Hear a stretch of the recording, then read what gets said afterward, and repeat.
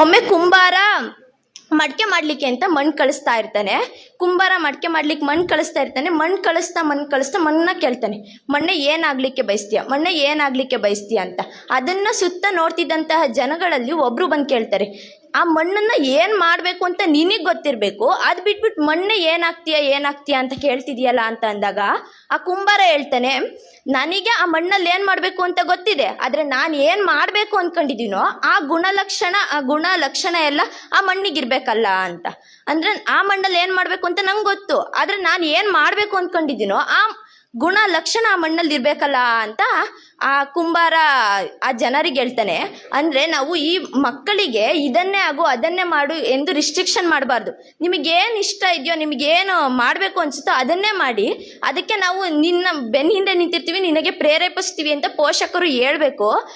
ಇಷ್ಟೆಲ್ಲ ಹೇಳಲಿಕ್ಕೆ ಅವಕಾಶ ಕೊಟ್ಟಂತ ಮತ್ತೆ ಕೊನೆಯದಾಗಿ ಮಕ್ಕಳ ದಿನಾಚರಣೆ ಶುಭಾಶಯಗಳನ್ನ ಹೇಳ್ತಾ ನನ್ನ ಮಾತನ್ನು ಮುಗಿಸ್ತೇನೆ.